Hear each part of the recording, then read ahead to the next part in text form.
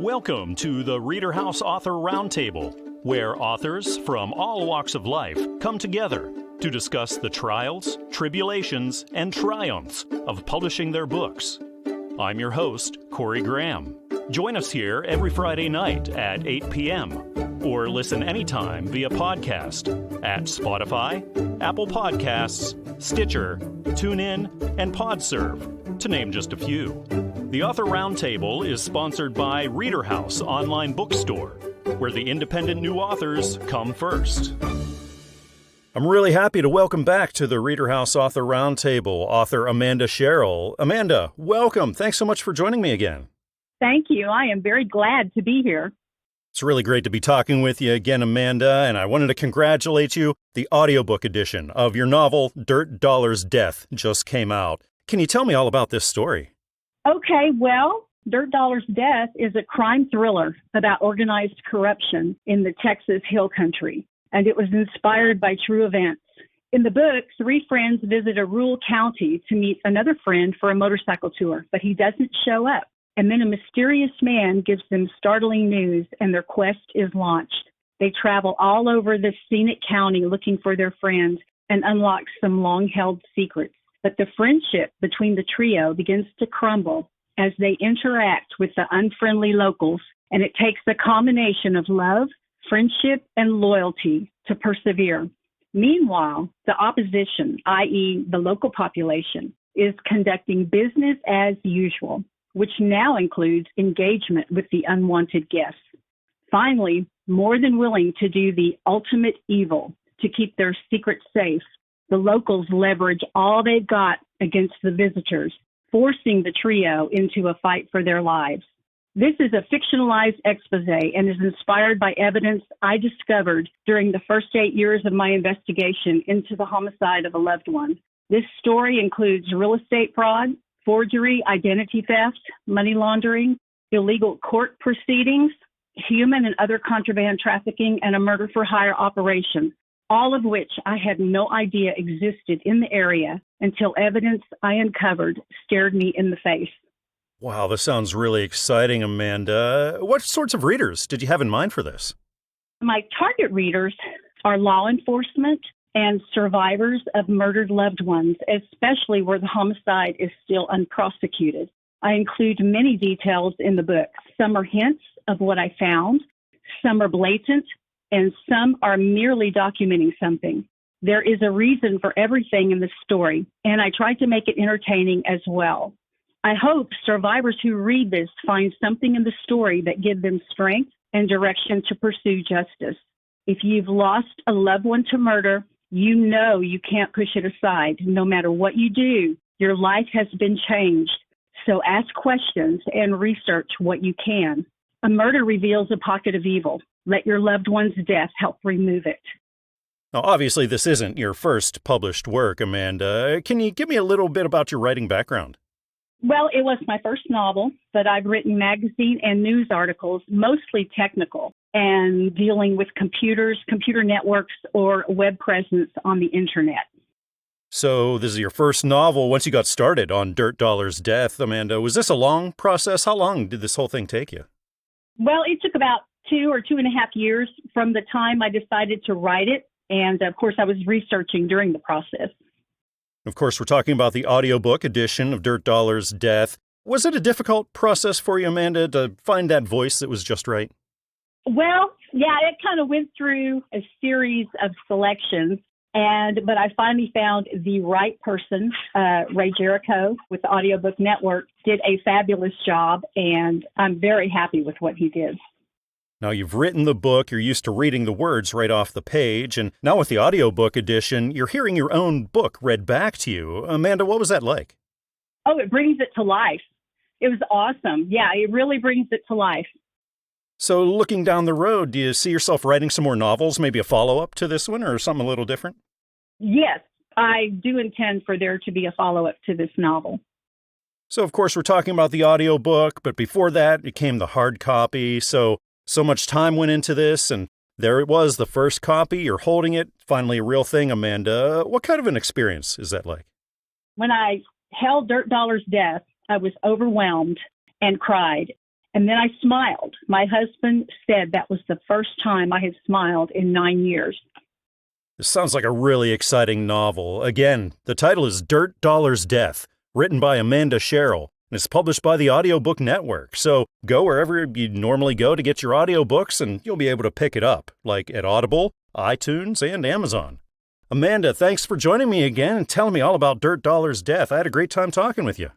Oh, thank you so much, Corey. I enjoyed talking with you. I'm looking right now at the new book by Marissa Sorocco. It's titled Just Like You, and it's a celebration of diversity and acceptance. We're going to be talking all about this right now. Marissa is here with me. Marissa, welcome to the show. I appreciate you joining me tonight. Hi, thank you for having me. Thank you, everyone. Absolutely. Marissa, can you tell me all about what you've written in Just Like You? So this is a book that's near and dear to my heart. It's dedicated to my son and my daughter. I'm a New York City police officer. I just retired last Friday. Oh, wow. Congratulations. 20 years on the force. And I wanted to give something back to my children. My daughter, who's 13, Madison, she's nonverbal. She has autism. She's very high on the spectrum. And my son, Tyler, who's now 12, he's very low on the spectrum. So a lot of people look at them and they see average children like Madison, same everything, same eyes, same hair. And a lot of children, like in the park or even the parents and everybody will go up to my daughter and just start speaking to her, not realizing she can't speak and she's nonverbal. And the reason why she carries an iPad is a communication device. So they would usually get offended, and the parents would get offended. So it's basically to awareness for society to understand that just because these children look like an average child, I should say, doesn't mean they're not just like you. They might have the same features, but everybody's different, and we should treat everybody different and equally. So that's a little summary. You said you wanted society to recognize this, but when you're writing it, did you have certain groups of readers in mind that this would be best for? No, basically, if you look at the photos, if you look through the book, it's children with all disabilities. I have someone with Down syndrome in there. I have someone in a wheelchair. Like I said, my daughter is the main character. She's the nonverbal child on the spectrum. And then there's basically typical A children in the book as well. All races, everything. I didn't want to skip anyone. Looking at other children's books, they just are on specific things, specific topics. I wanted to reach everyone and saying, listen, just because this child looks like this, just because you look like us, we're all unique. We're all unique in different ways, and that shouldn't stop us from being friends, or that shouldn't stop you from speaking to me. If I communicate through a device, guess what? Come over, talk to me. I'll show you how to use the device. I'll show you how to communicate with me through the device. I'll give you the iPad. Doesn't mean to stop. So it's more awareness for, yes, typical, the average child, right, coming in and learning, and the parent learning about it. Because you might think that, and even in the job when I was in law enforcement, you might think that people are aware, but I'll tell you, just in that job, a lot of people are not aware of a lot of people with disabilities. And it's sad. It's very sad, so this is, I pour my heart and soul out in this book.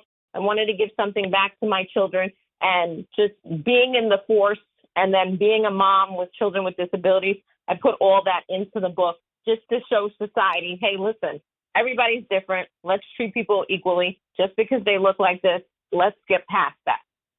Marissa, have you ever done anything like this before, or is this all kind of new to you? Oh, all new. Scary, but new. But I got to tell you, the publishing company that I had was amazing. I mean, I've never written a poem before. So I've never even put pen to paper. Like I said, I was in law enforcement. The only thing I written was a summons. So, when I'm looking at these things, I'm like, oh, my God, I know I want to give something back to my kids. But at the same time, I want to help the community and just public awareness and everything like that. So I said, oh, my God. But the company that I had, amazing.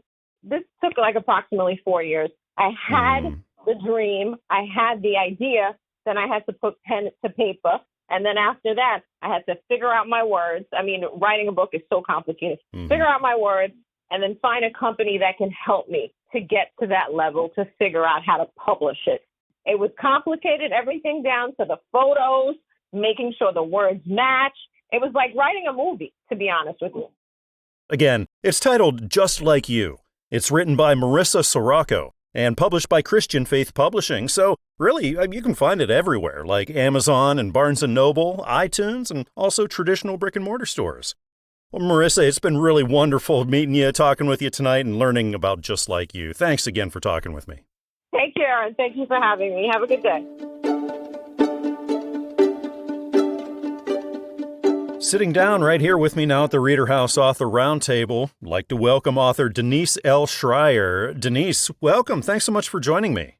Thank you for having me. It's a pleasure.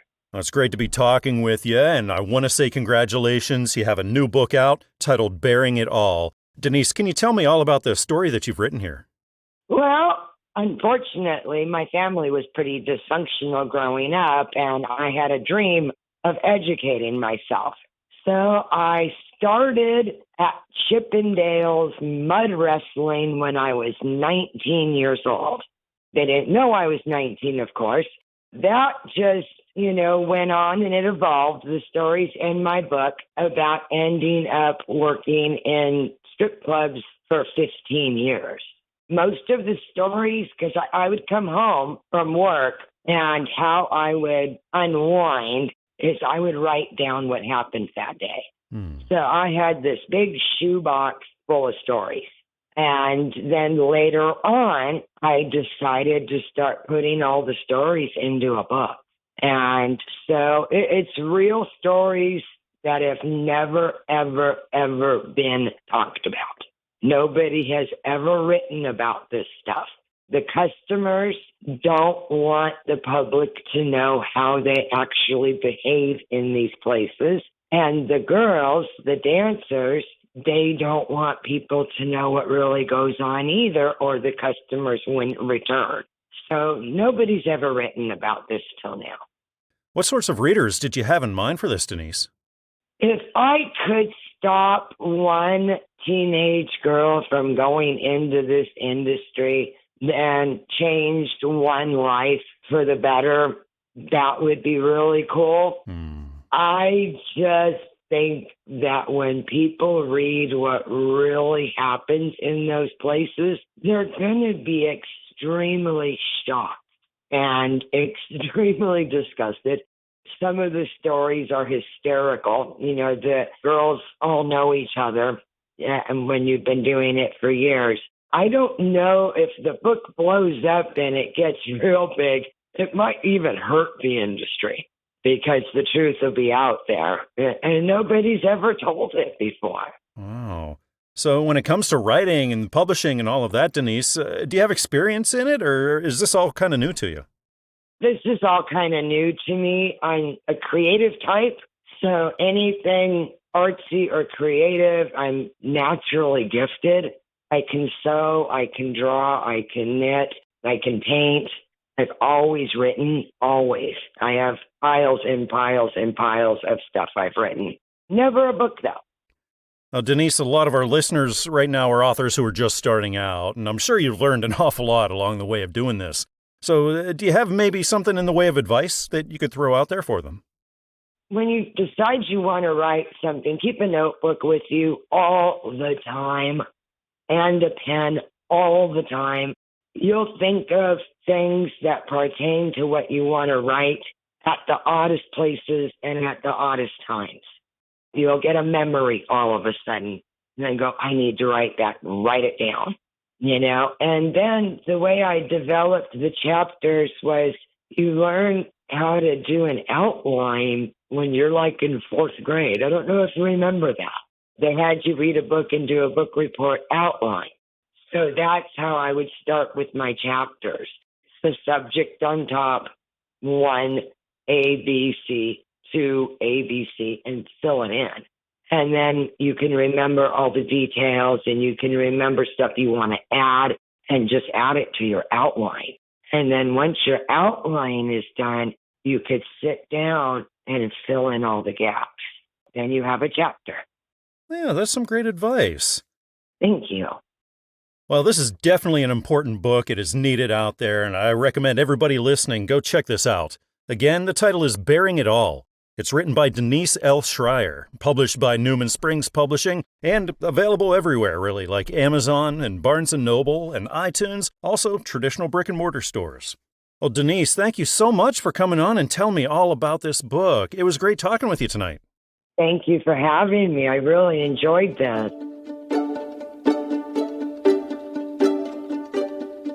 I'm looking at a book that follows a young woman and her cousin who researched the shocking, untold story of her father's escape from the Nazis. The book is titled Eagles Must Fly. It's written by Bruce Robeck, and Bruce is right here with me now at the ReaderHouse Author Roundtable. We get to talk all about this book. Bruce, welcome to the show. I appreciate you joining me here tonight. Well, thank you very much. Can you tell me all about the story you've written in Eagles Must Fly and what readers are going to find here, Bruce? Well, they're basically two stories melded together. One involves an American pilot flying for the Eagle Squadron in the Royal Air Force.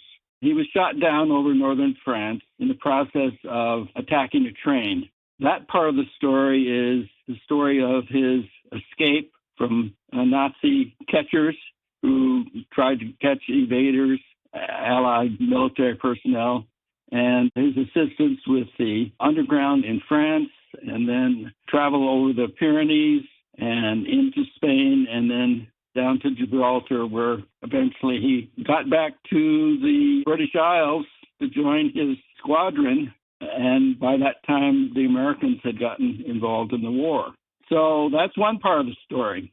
The other part of the story is contemporary times, where the pilot's nephew, i.e. me, and my first cousin, his daughter, discovered in his pilot's book a page that was torn out with a razor cut. We were puzzled as to why that would happen because the pilot's log is sacrosanct. You never mess with it. And so we felt something was wrong. The pilot by this time was dead, so we couldn't ask him. And so we started investigating. And the second half of the story involves the nephew and daughter trying to discover what went wrong with the pilot's book, why was it mutilated, and what was happening. And in the process of that, they uncover a spy story that's interwound with the escape story. So it's two stories, 75 years apart, but intertwined. When you were writing this, Bruce, what kinds of readers did you have in mind? Would you say history buffs would be most into this? History novels are interesting. World War II history novels are interesting. Whether they're fiction or nonfiction, a lot of people are interested in them. And spy stories are interesting. So I would say that anybody who's interested in historical novels and spy stories would be interested in this narrative. So how did the idea for this come about, Bruce? What inspired you to write these? Actually, the inspiration started when I was around 10 years old. My mother insisted on my uncle telling his story of his being shot down in France and his escape to Gibraltar and back into the Royal Air Force. I listened to my uncle tell his story, his part of the story, when I was very young. And so it's been a story in the family for many years. And I retired and had some time on my hands, and I decided to write a fiction version of the story, changed all the names so that none of the names were the same. And it's been quite a few years. I did the first draft in 2011 and finished it up this year. So it's been a story in process for a long time. And are you experienced in this kind of thing, in the writing and publishing thing, or is this all fairly new to you? Well, I'm experienced not in terms of novels. This is the first novel I've written. I've published other things, academic kind of stuff, research work and policy studies and stuff like that. So being your first novel, was this a really long process for you? Well, it was long because I just finally got to the point where I sat down and completed it and sent it off to a publisher. But the story had been in process for more than a decade. What was it like when you were finally holding the first copy of Eagles Must Fly after all that time, all that work you put into it? Well, it was sort of like a feeling of, at last. To paraphrase, the eagle has landed. Well, sounds like readers are going to love this. Again, the title of the book is Eagles Must Fly. It's written by Bruce Robeck, published by Newman Springs Publishing and available really everywhere. Amazon and Barnes & Noble and iTunes, also traditional brick-and-mortar stores. Well, Bruce, thank you again for coming on the show. It was really nice talking with you. Well, you're very welcome. Thank you for calling. Author Shannon Popa has just written a new book titled Farrah Frog Learns to Read. And it's the story of a young frog who, through perseverance and hard work, discovers the joys of reading. And that's what we're talking about. Shannon is sitting right here with me now at the show. Shannon, welcome. Thank you for joining me. Thank you for having me. Absolutely. Shannon, I'm interested in learning all about Farrah Frog Learns to Read. I love the message here. Can you tell me about it?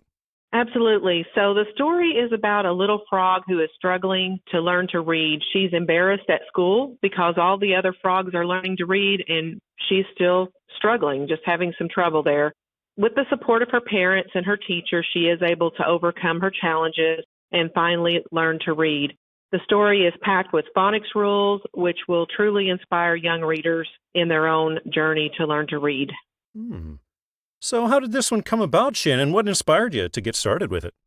Well, about 30 years ago, my daughter was learning to read, and that's kind of where it started. I mean, in her textbook, there were a lot of phonics rules, and she was reading everything she could get her hands on. So I thought, why not put these rules into a little story for her? My grandfather and my father both used to sing a little song to me whenever I was a little girl called 20 Froggies Went to School. And so I thought, why not use a frog? So I love it. That's the way it happened. Shannon, are you experienced in this kind of thing, or is this all new to you? Oh, this is the first book that I've had published.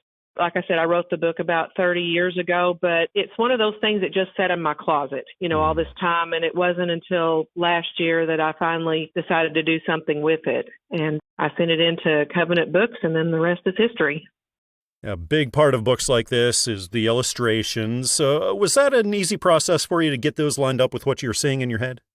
Not really. It was easy. It was not hard. It was time consuming, but it was not hard. I mean, I had a vision of what I wanted it to look like, and the people at Covenant Books were fantastic. I mean, they would send over this paper for me to fill out that I would describe what I wanted the pictures to look like. And then as I sent it back to them, their artists would create that, and then they would send it back to me, and I would tell them what I wanted to change or to add until we got it just right. But it did take a little while to do that. But ultimately, they did a fantastic job, and the pictures are amazing. There was so much work that went into this, so when you were finally holding the first copy in your hands, and there it was finally, Shannon, what was that like? Extremely excited. I was excited, and I felt like I had really accomplished something. Now that you are officially a published author, Shannon, what would you say is the most rewarding aspect of that for you? Being able to share that with my family, that's the most rewarding thing. Of course, my children are now grown, and I have 7 grandchildren. And my grandchildren, they were just excited to see my picture in the back of the book, and I've got one little 3-year-old grandson that just carries it around. That's the best part. So do you think you're going to do this some more? Do you see yourself writing and publishing more down the road? If the book does well, then absolutely, there will be a sequel.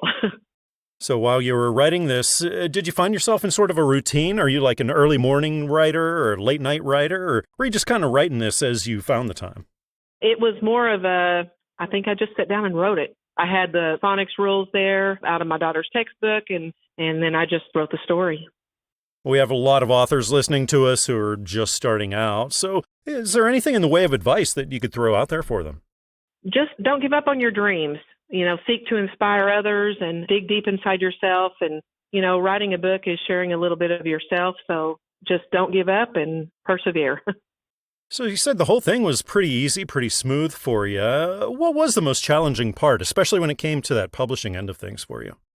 Covenant Books really made it easy. They were very easy to work with. The whole process went easy. I think I was a little bit impatient. I think I wanted it to happen a little faster than it did. But, they told me up front that this was going to take a while and, to get it right, especially with the illustrations and all. All in all, it was a very rewarding experience. Well, I love the message in this book, and I think a lot of readers will too. Again, it's titled Farrah Frog Learns to Read. It's written by Shannon Popa, published by Covenant Books.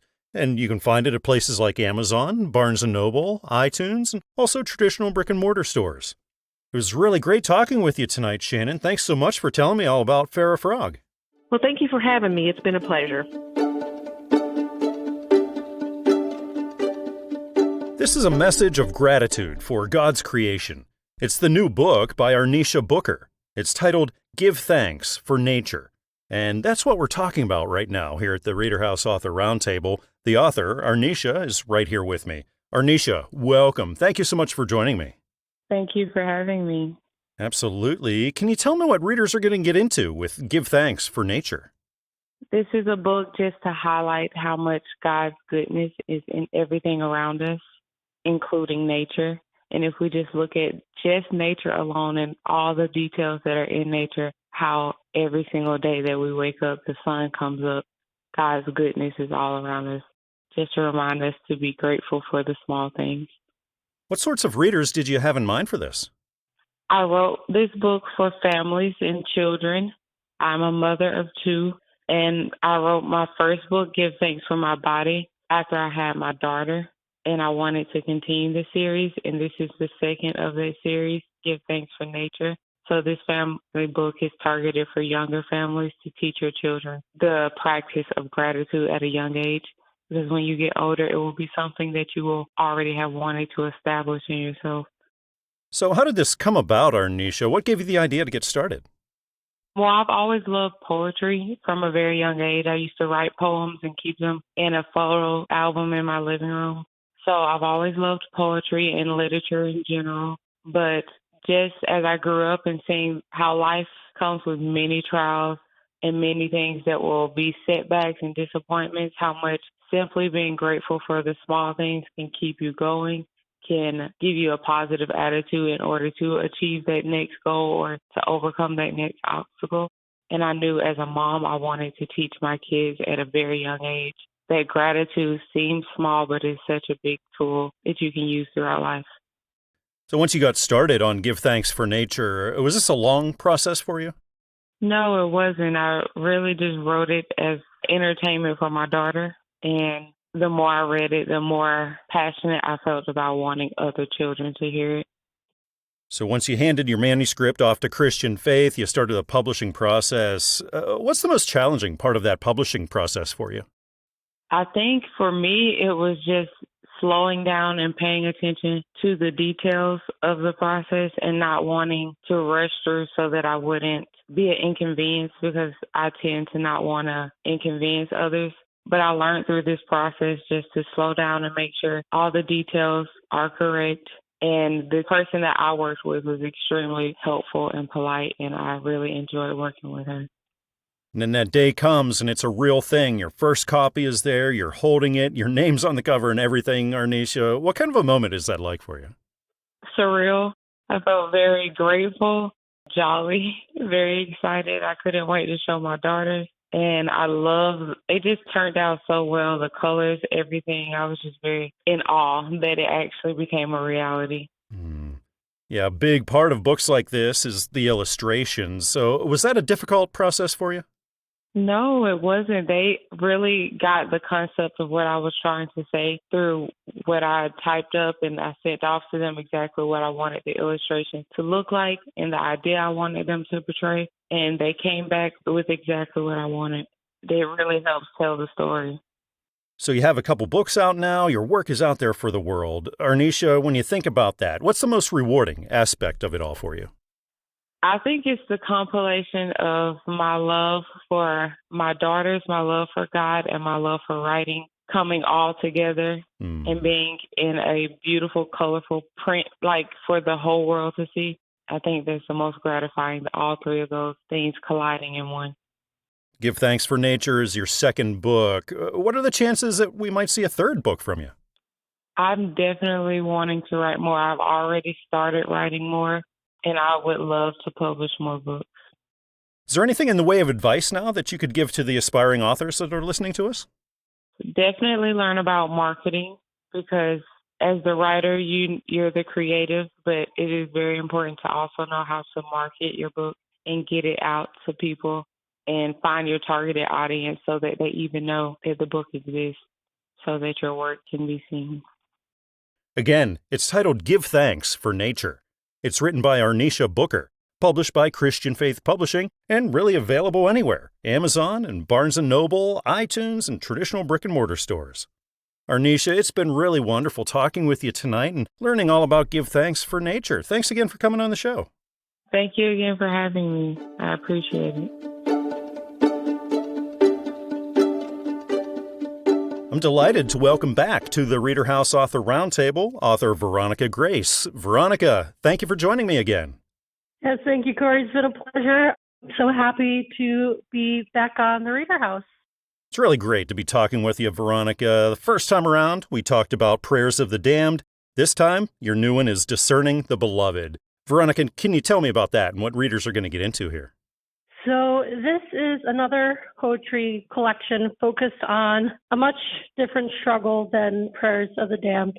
Discerning the Beloved is focused on the journey of discernment and vocation, especially looking through Christianity and Catholicism, really looking at the two vocations of marriage and religious life and how sometimes that can be a difficult journey to decipher. I know a lot of Christians out there sometimes get the wrong idea from reading the Bible or scripture that, a voice is going to speak from the sky and say, hey, this is what you're supposed to do. And that is often not the case. It's a lot of, trial and error, a lot of prayer and reflection to find the right path. What kinds of readers did you have in mind for this, Veronica?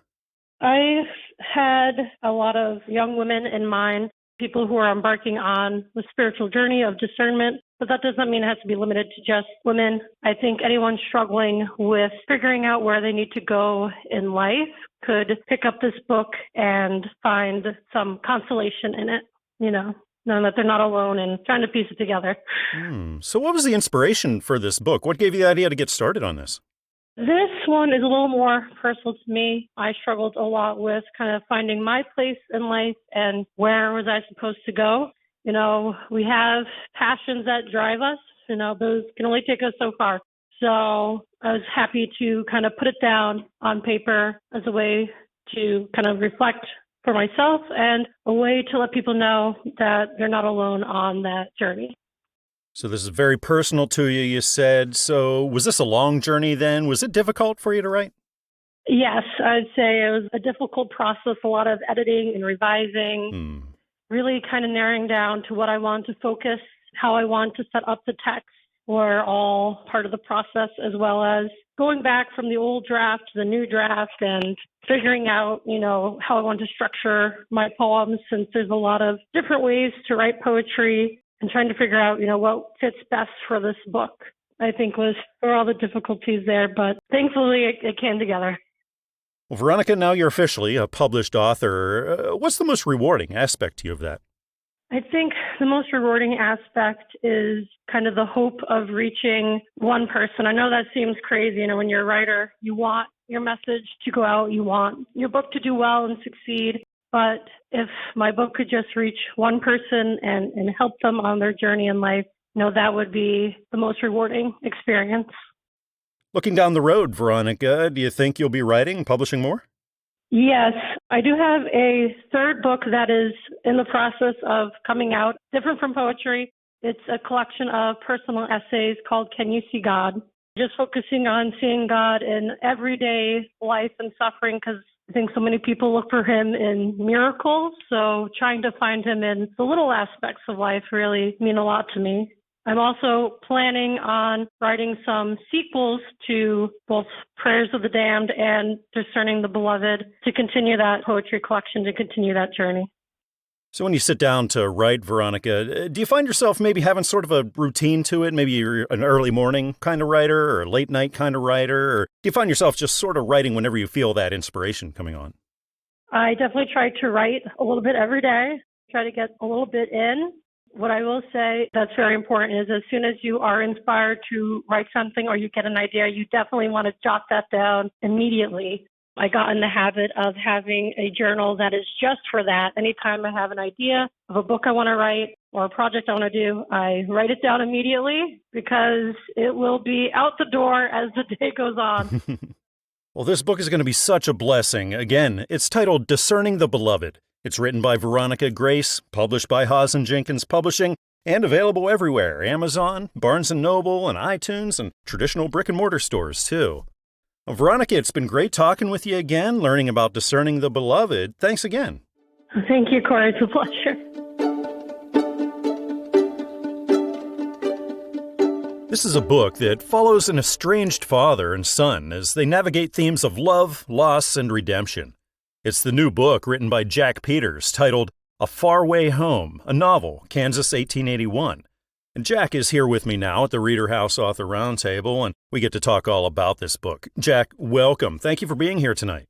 Corey, it's a pleasure. Thank you. Absolutely. Jack, I'm interested in A Far Way Home. Can you tell me all about this?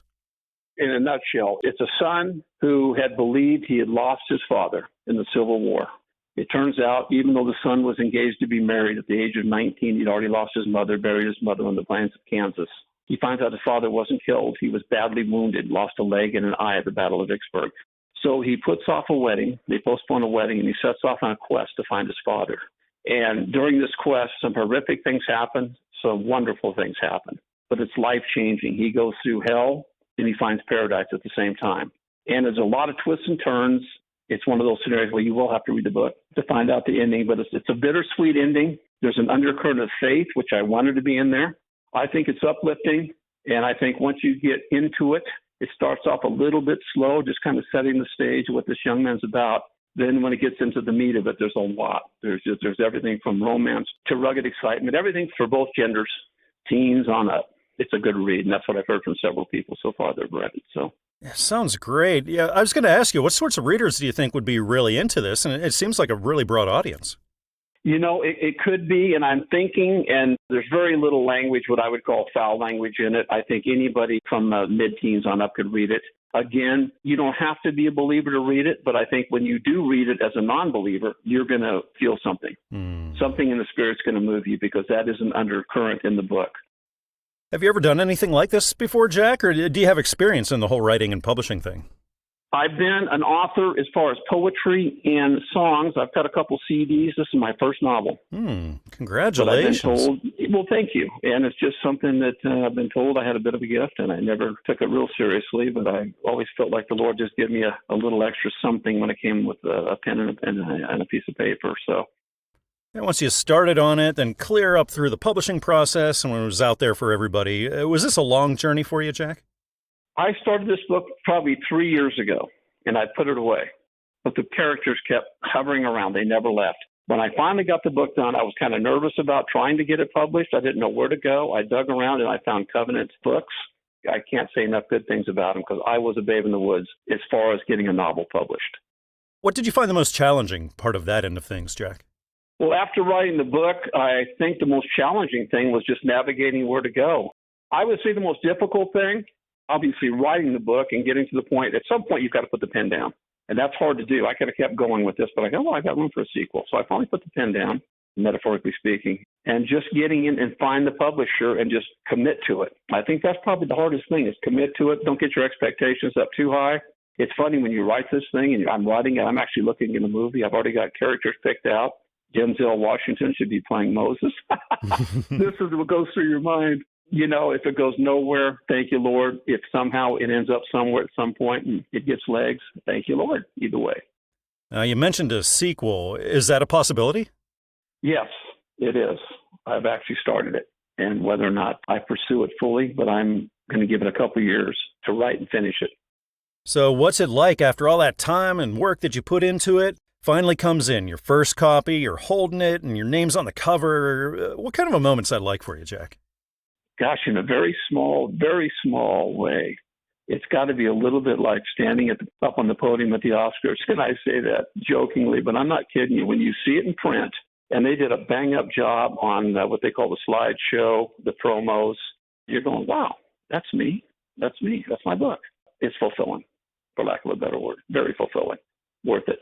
Especially if you write a good one. And I'm not bragging about it, but it's a good one. Well, it sounds like a story that I think is going to touch a lot of readers. Again, it's titled A Far Way Home, a novel, Kansas 1881.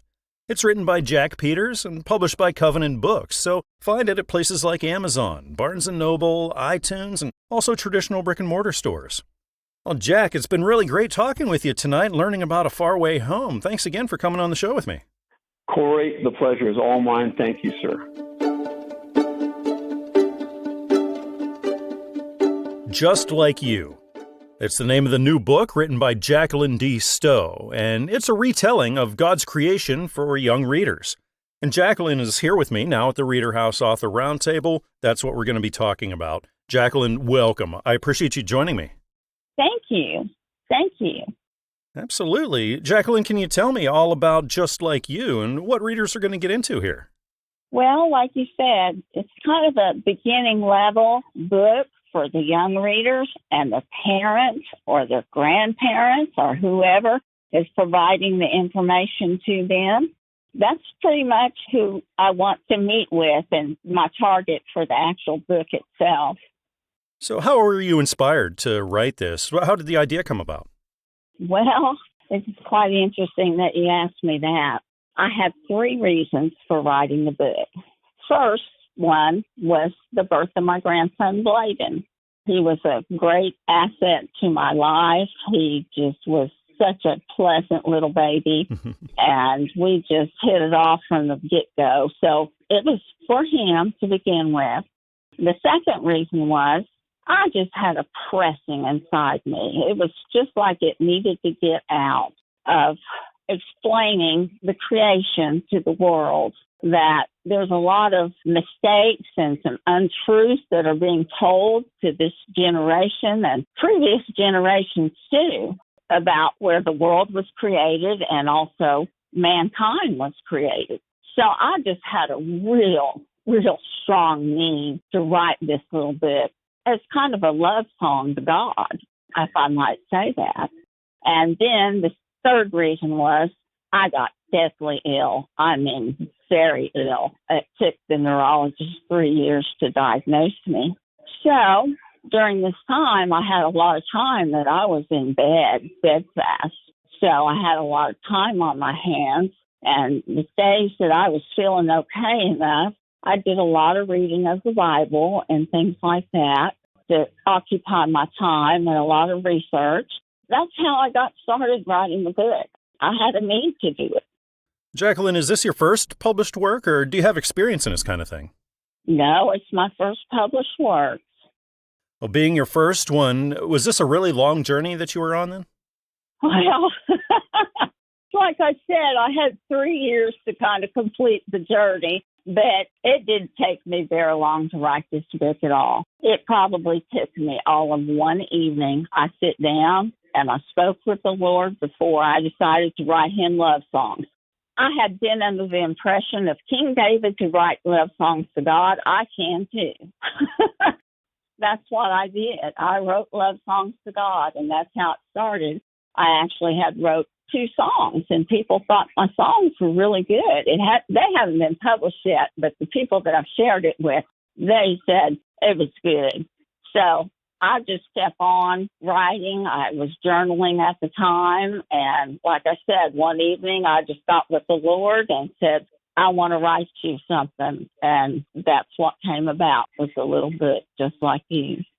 And after all the work you put into it, all the time, then finally that day came, you got the first copy, and you were finally holding Just Like You. Jacqueline, what was that moment like for you? Oh, there was twofold. Joy, just pure joy. I couldn't have been more joyful. And 2 was disbelief. I couldn't believe that I had created this, or God had used me to create it. So looking ahead, do you have plans to write more, publish more after this? Actually, I have another book that I'm working on right now. I actually have 2 other books. One of them I'm ready to release. I haven't had it approved yet, but I'm ready. And then there's a third one that is going to need a lot of research on it. So I haven't quite bit off that task yet. I just know that, God has opened some doors, and I just feel like he will continue to open them for me. Well, it sounds like readers are going to love this. Again, the title of the book is Just Like You. This is written by Jacqueline D. Stowe, published by Christian Faith Publishing, and available everywhere, really, places like Amazon and Barnes & Noble and iTunes and traditional brick-and-mortar stores. Jacqueline, it was really nice talking with you, learning all about Just Like You. Thanks again for coming on the show with me. Well, thank you. It's been a privilege. Thank you.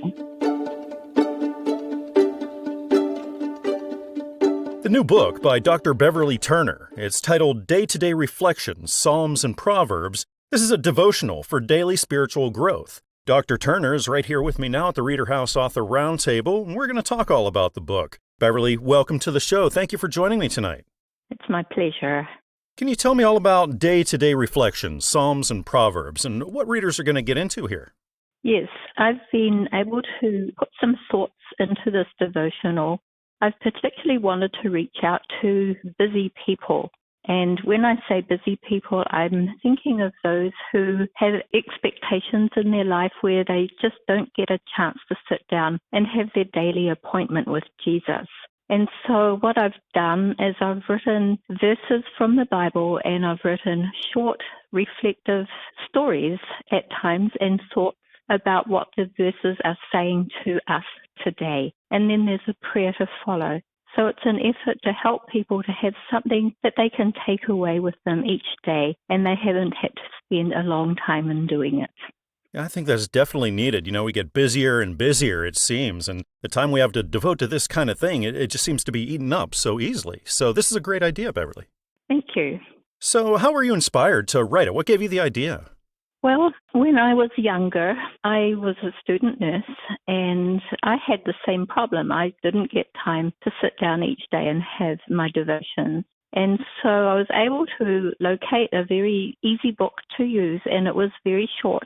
And it really helped me as I went to my tasks every day. And so with that memory, and then of course over my life with having been a busy mom and going to work and all the expectations of family life and work, etc., it's just inspired me to go back to where I originally had this tool in my hand where I could go and meet with Jesus every day. And so I wanted to make that tool available to everybody else that is in that sort of situation that I experienced.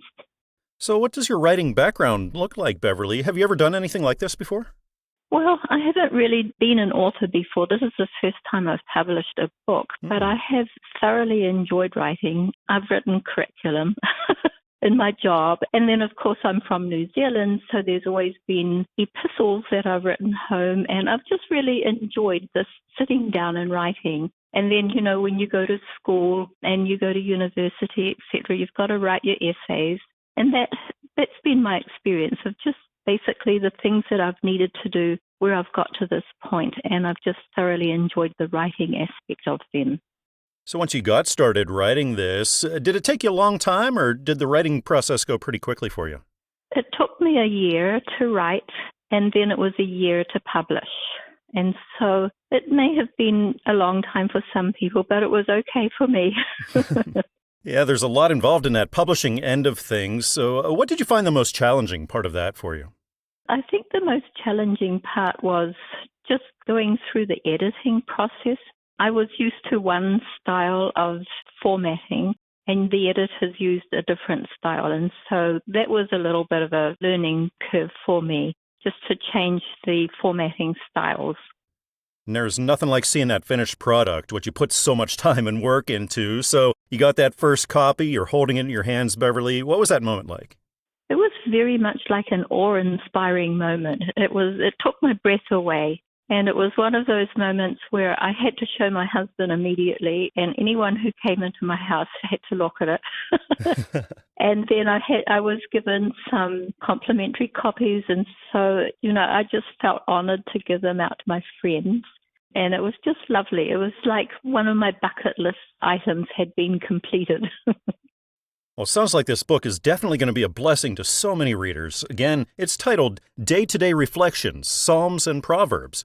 It's written by Dr. Beverley Turner and published by Christian Faith Publishing, so you can get it places like Amazon and Barnes & Noble and iTunes, also traditional brick-and-mortar stores. Well, Beverley, it's been so wonderful talking with you tonight and learning all about this book. Thanks again for chatting with me. Thank you. I appreciate your calling. We hope you enjoyed this edition of the ReaderHouse Author Roundtable, where authors from all walks of life come together to discuss the trials, tribulations, and triumphs of publishing their books. We hope to see you back here every Friday night at 8 p.m. or listen anytime via podcast at Spotify, Apple Podcasts, Stitcher, TuneIn, and PodServe, to name just a few. The Author Roundtable is sponsored by ReaderHouse Online Bookstore, where independent new authors come first.